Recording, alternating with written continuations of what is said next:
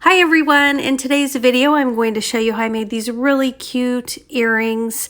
Some of the ones I'm going to show you today are made of faux leather, some are made of cork, some are made of genuine leather. Basically you can make these with any material, and I just really love the accent on the top. I love the circular earrings. I think it's a great size. I did mine in just a little under like 2.5 inches, but I think what makes these super cute are the special touch on the top of the little strap that comes around them. I've been seeing these all over the place on Etsy. I've seen them at craft shows, and so a while back I started making them myself, and I've had this video on the docket to do for quite a while now. So just excited to finally get it posted, just to show you some of the variety of earrings that I have made in this exact same style.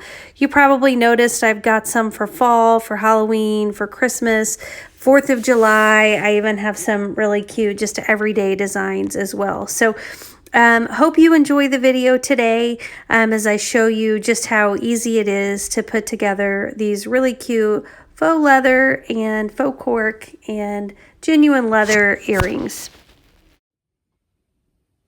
Okay, let's get started by pulling our circular earring image onto our Cricut design space. I've already got these earrings. Those of you who have watched a lot of my videos knows that I just have a bunch of standard earrings that I go to a lot. So I'm going to click on my images file, and I want to just look at the images that I've already loaded. So when I click on this images file, I just clicked on it and then clicked on it again. I get this menu, and if I click on the plus for ownership, I can then select uploaded, and this will just show me anything that I've uploaded. That's where I like to go to see all the images that I'm going to make. By the way, these Disney earrings are coming up. I've got the cutest, just a sneak peek, I've got the cutest red and white polka dot leather. This is genuine leather.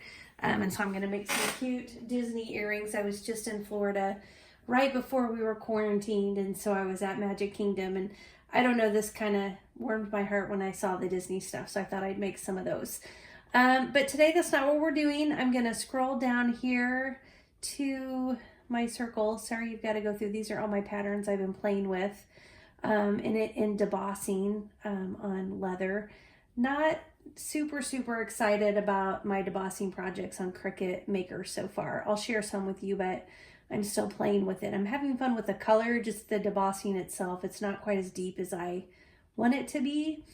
And so I want to play with it a little bit more before I actually do a video. Okay, so here is my circle that I'm doing today. So I'm just going to grab that, click by clicking on it. You see the green highlight around it to show you selected it. You can select more than one thing at a time. This is the only one I need right now. So I'm going to go ahead and click on the insert images. And I'm going to leave this at the size it came in. It's like 2.358 inches. I think it's a great size. I made a lot of earrings this size. Now, what I'm going to do now is I need to make the shape. Like, here's a different pair of these earrings.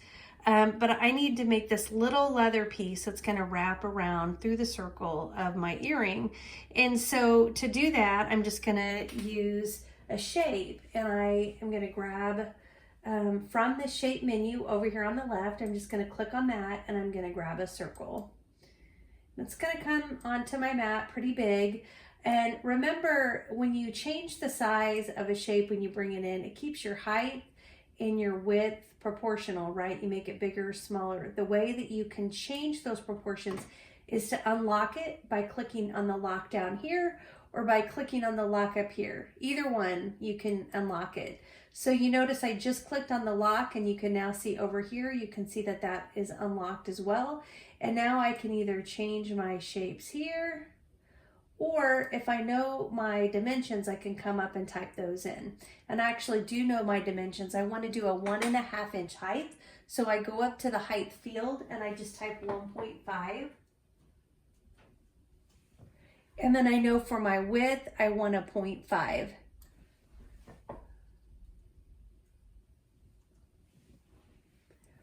Now that will be what I use to wrap around my circular earring. Okay, So I pretty much, these are my two components. This is a really easy earring to make. I need to duplicate this, right, because I've got two earrings. So while that is selected, I'm gonna come over to my upper right-hand corner, and I'm gonna click on duplicate. And now I have both pieces that will wrap around my circle. I also need to duplicate my circle. And so I've got two of those. This is when you want to look at your material that you're using to decide if you're going to do front and back. For example, with this pair right here, this is this really fun floral. I love this. This is a cork. I'll link up to all my materials below too. But here's this cute material. I went ahead and I did these back to back because if you look at the back of this cork, there is a material. This is kind of a, looks like kind of a stretchy knit material. The other one that I did, it was actually kind of cute. It was a canvas, like a kind of a khaki colored canvas. I almost didn't do back to back, but with earrings this big, they are gonna turn a lot. And I just think the pattern's so cute, and I really want that to show when it turns. And so this is where you just have to decide that. Are you going to put them back to back? Because if you are, you need to have 4 earrings so that you can go back to back. And I am gonna go back to back. I think they're really cute. And when I do them this big, I just want that pattern to really be everywhere. So I've got 4 of these earrings, and then I will put them back to back. Now you have a couple of options to put them back to back. You could use glue. I use a Crafter's Pick glue. There's lots of different kinds. I'll link that up below too. I'll make a comment and I'll just put those links in the comment.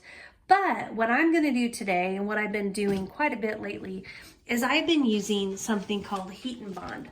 And Heat and Bond is a kind of a piece of, it's kind of hard to tell. They come in, this is like a really big piece. My other one I have right now is also super huge, but I'm just gonna use this one before I open into that one. And basically one side of this, or really it's both sides of this, have some adhesive. So I'm gonna cut this piece of Heat and Bond. I'm gonna cut it to the size of my cork sheet. I'm gonna go ahead, even though I'm not using the whole cork sheet, I'm gonna go ahead and put it on the whole sheet, because later I'll make more earrings and then I'll just be all ready, because I really like this Heat and Bond. So I'm gonna cut it to this size, and then I'm gonna iron it on to the cork sheet. So I'm gonna turn my camera off and cut this, because you don't need to see me do that. And then I'll show you how you put it onto your cork. Okay, so I have cut a piece of this Heat and Bond, the same size as my material, my faux leather. It's actually a cork, but still people call it faux leather. But to put on the other side of my cork. Now, if you look at this sheet, one side is very smooth, and then the other side has this texture that you can see here. We actually want the texture to go onto the back of the material, with that texture side facing the back of the material. Okay. Now, I have got my Cricut Easy Press warming up. You don't have to have a Cricut Easy Press. You can use an iron if that's what you have. I love my Easy Press. I use it, I feel like every time I'm making earrings, I'm using it for something, whether it's putting the Heat and Bond on, whether it is applying my heat transfer vinyl onto my earrings, or even if I'm doing other Cricut crafts, I use my Easy Press. I love this tray that it comes in, because it can just sit right on my table and I just never have to worry about any problems. And I love that it automatically turns off when I haven't used it. So I feel like it's super safe. So anyhow, don't have to have that, but that's what I'm using today. And of course I'll link anything up that I'm using below. So I'm lining up this Heat and Bond onto, it's kind of hard because it's not completely flat. I'm lining it on to my material.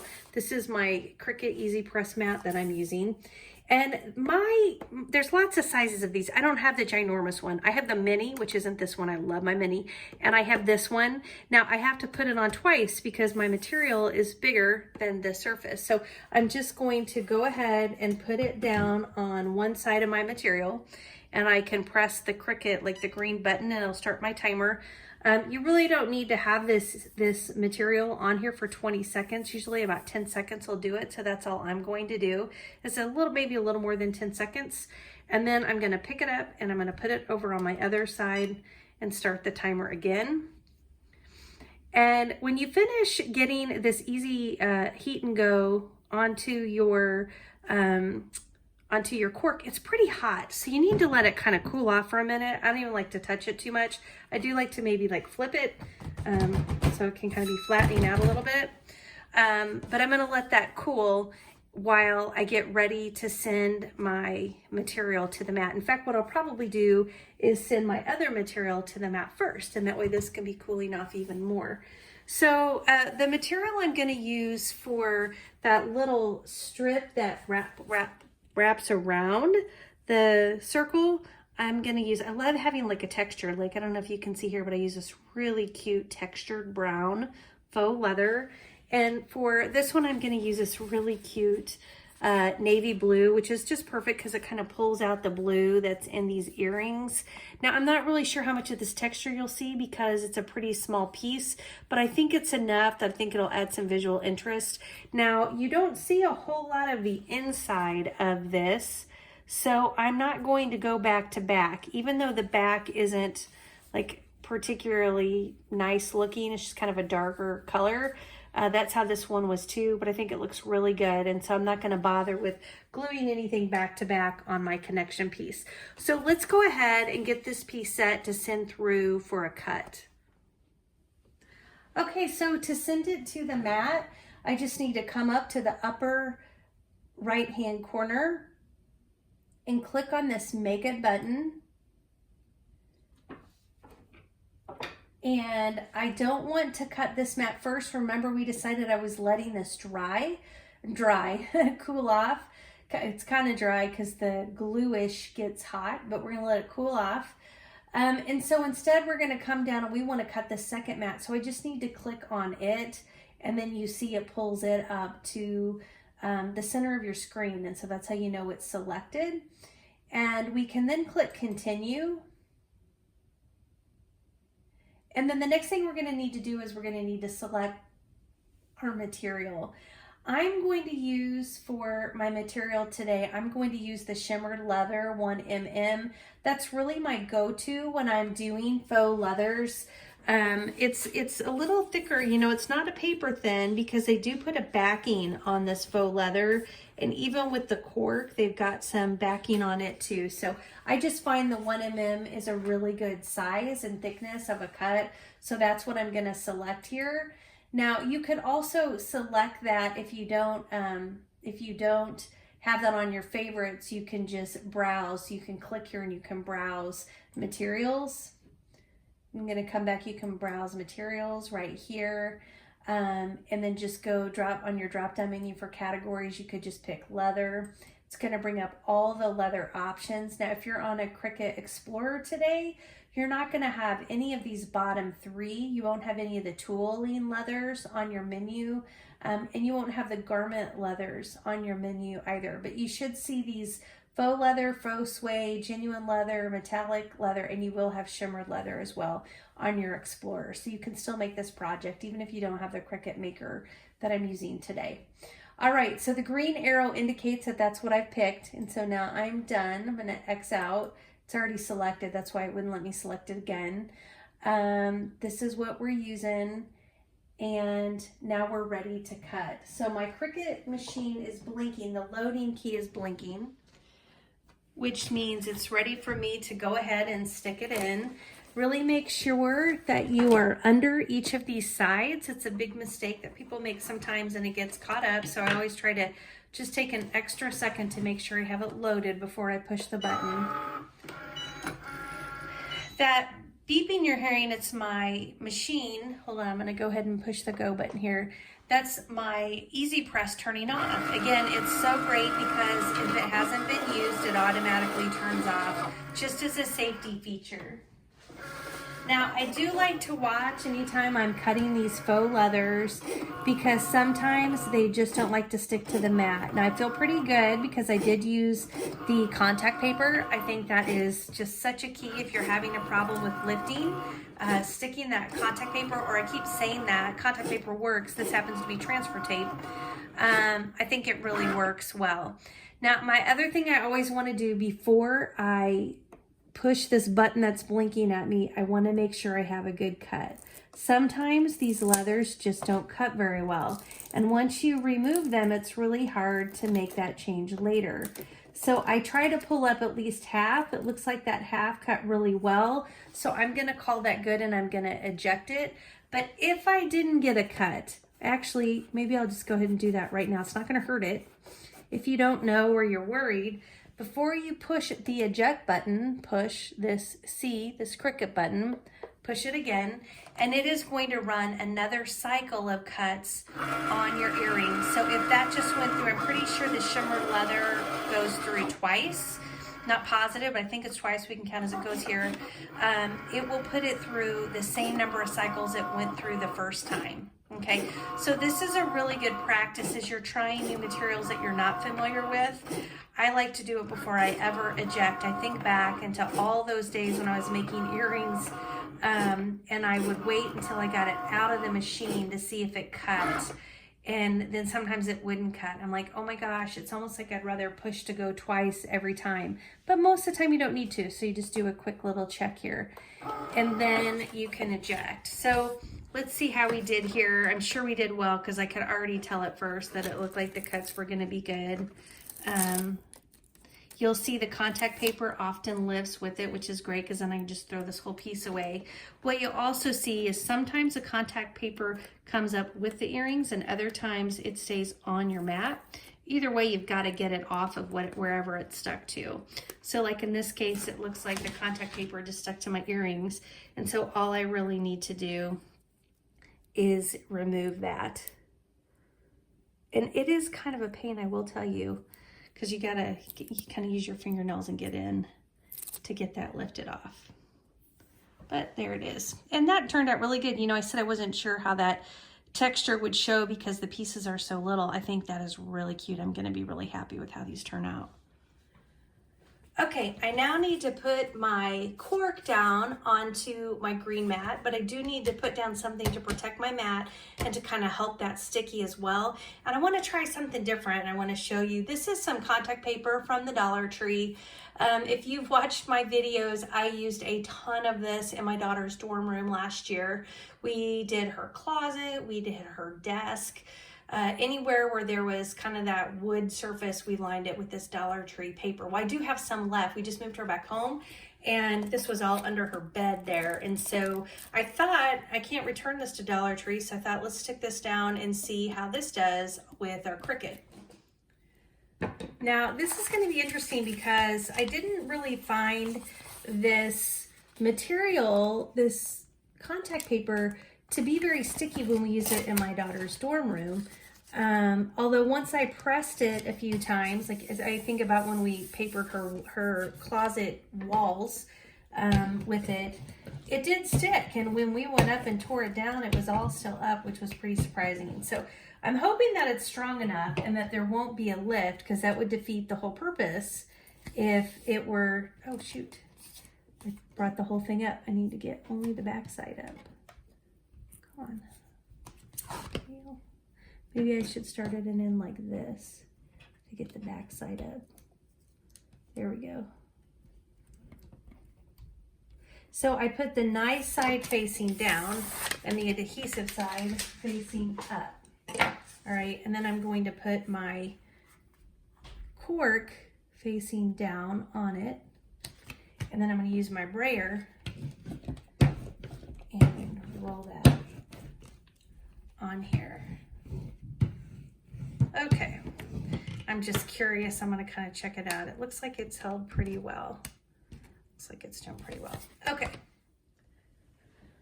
Okay, so since we have released that from our machine, it looks like we're ready to come up here to do our earrings. And we do need to edit this mat because I'm not sure when I look at how far over that comes on the mat, my material is only coming over 7 inches. 1, 2, 3, 4, 5, 6, 7, 7 inches. And if you look at the screen here, it's taken these all the way over. So I'm just going to line my earrings up like this. to be cut.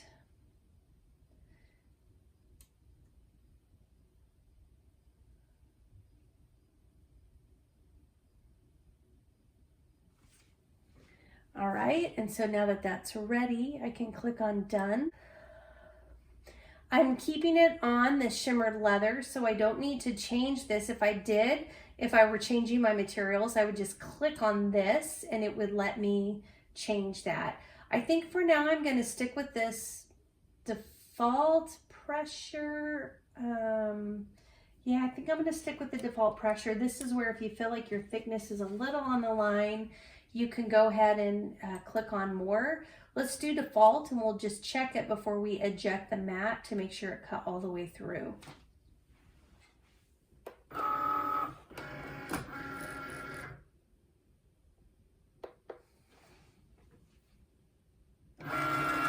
Now, if you're finding anything helpful today, I would love it if you would just give me a thumbs up. If you learned a new tip or you found something interesting, or even if you just like the earrings, I'd love it if you'd give me that thumbs up. And if you think you'd like to see more of my videos, I would love it if you would go ahead and tap that subscribe button. And if you do tap the bell, then at least you'll get notified whenever I load up new video content that you might be interested in seeing. Now, one of the things I wanted to talk about while this is cutting is what I do around the sides of my earrings. So there are a couple of things that I usually do when I'm finishing up my earrings. One is I trim, and it's I know it sounds pretty obvious, but it makes a really big difference to make sure you're trimming and there aren't any glue particles or anything like that coming out of the sides of your earrings. Another great thing I do is I use a burnishing agent around the outside of my earrings. So I'm going to show that to you as well. So this is a great burnishing agent that you can use on faux leather or leather. I just use a toothpick and I dip it into my burnishing agent. Some people dip their finger in. You can do either way. You can see it's kind of goopy. The black stuff in there is really just leather. I dip my toothpick into my burnishing agent like this, and then as I'm doing my edges, if I have flyaways, I can just kind of run this along the side. This isn't good because I have little black frayed leathers there, but you just run it along the side and it helps smooth any of those fuzzies that are sticking up. And so I'll link this below too. I think this is just an awesome way to get rid of some of those flyaways. Now, some people love the flyaways. I like them too. I just don't like them too crazy, and I also don't like them where I have special cutouts. All right, so let's check this out. Before I eject it, I do want to see how well this cuts. So I just need to lift the earring and see, oh wow, so this just cut great. I do not need to send this back through again, but remember, if I did, I would just need to hit this button with the Cricut logo instead of the eject. But since it is good, I can go ahead and I can eject. So this is going to be interesting to see how the contact paper worked. I'm just really curious. I want to get this lifted because this is still really good material, and I'm going to leave this backing. What you see here, this white, this is the backing to that heat and bond that we applied. What that means is in between this backing and this piece of material, there's I'm going to call it glue. When you heat it, it will become adhesive and it can stick to the back of something. So I'm going to set that to the side because it's really awesome. That material is now ready to go and it has that already applied. So let's go ahead and see how we did with this Dollar Tree stuff. So when I lift the earring, the Dollar Tree contact paper comes up with it. That's pretty normal with my regular contact paper, but look, it does peel off super, super easy. That was the one thing I wasn't positive about, was would it create a problem? In this case, it didn't even come up with it. Let's try this one. Ooh, look at this one. I think it's not either. When you're working with cork, you do need to be careful that you're kind of lifting in a flat way and not bending, because you can actually create a bend in your cork. I've done that before, and so I try to be careful not to just pull this up, but to kind of work my way around it like that. Okay, we do have our 4 cutouts, which I love these. These are going to be different earrings that I make. There are always great scraps when you're doing projects like this. So I'm saving these, and I will finish these off with the heat and bond back to back, just like I do the others, so they'll be ready for another project. So let's just take one last look at our mat here and how well this Dollar Tree contact paper comes up. It's just pulling off pretty well. Now, of course, if you needed to use the lines on your mat, you would want to use the grid line. They do have clear, I say grid line, they do have clear contact paper. It's right with the same contact paper as the Dollar Tree. And when you see it, you can see the grid lines just like you do on the Cricut contact paper. I'm just showing you this because a lot of times at my Dollar Tree, that is out of stock, the clear contact paper. So if you don't need to use the lines on here to set your materials and such onto your mat, this kind of contact paper with the design, it works equally as well. And again, it's just super cheap, $1 for that gigantic roll. All right, sorry that you had to go through all that with me, but I think we're ready to put this together. Okay, when we put our heat and bond on the back of this, it ended up having a backing paper. This is what we ironed on, but now that it's cool and everything, we can remove this. This is actually where our adhesive is, but it's cold now, so it's not doing anything. Now, technically, you wouldn't need to put this heat and bond on both sides. I could have just put it on those two pieces and then put a non-heat and bond piece to the back of it, and it would still attach, and it would glue, and it would be just fine. It was just easier for me to put it on the whole piece. But I mean, I probably should get smarter. That's always how I do it. I probably should get smarter and only put it on some so I wouldn't use as much. It's pretty cheap though. It doesn't cost me much money, so I just haven't ever really nailed that down to be more, efficient with it. So now what I'm doing is I'm just trying to line up my two earrings back to back. I want that circle to be really lined up so you're not seeing the other part of the circle from the back. It just takes a little bit of maneuvering with it to make sure you feel really good about it. And then once you get that how you want it, I like to put a piece of parchment paper down only because some glue could come out, and I never want any glue to get on my Cricut Easy Press mat. And then I never put the iron or Easy Press directly on my material, so I just put a piece of parchment paper. I've already warmed this up, so I can then just turn it on. Not turn it on, but turn my timer on. I don't need to run it the full 20 seconds. I'm just gonna give it about the 10 second mark, and then I'm gonna call it good. And then it's really hot, so I'm just gonna kind of scooch it off to the side while I get my other one ready. A lot of times while the 10 seconds is going, that's when I'm getting my other earring lined up, just so I can keep everything moving, really quickly and fast. Okay. Want to get those circles lined up. You want to look on both sides because that's where you're going to see where it doesn't match up. Again, I'm kind of a perfectionist. No one's probably going to notice that tiny bit that peeks out. But it's just something that bothers me. So I just like to make sure I get it lined up the best I can. That's looking pretty good, and that looks good. Okay, so I put that down, put my paper on top, put on my Easy Press, push start. Even though my timer's set for 10, I could change that, but it's just kind of a pain. So I just leave it at 20 and watch my timer to count down to 10 to give it that 10 seconds. Now I am going to go ahead, while I have everything out, I am going to go ahead and get my circles put together too, because these are going to be part of another set of earrings that I'm going to make. And I just want to have these all ready. That backing's probably going to fall off anyway if I don't get it taken care of, and then I'd have that adhesive kind of exposed, and I just don't think it would wear well. So I just want to go ahead and take care of this while I have all the pieces and parts here. And while that's going, like I said, I like to just keep things moving by getting my next set ready that I'm going to iron on. A lot of times when I'm doing these, I'm just doing a lot all at once. So I try to be really smart about my 10 seconds. Oops, just dropped my paper.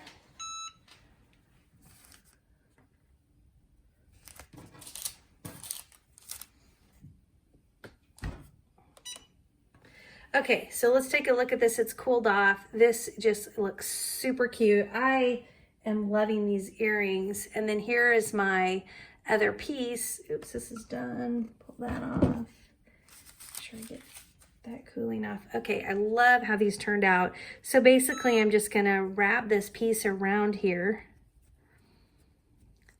line it up, and I can just hole punch this, and then it'll be ready.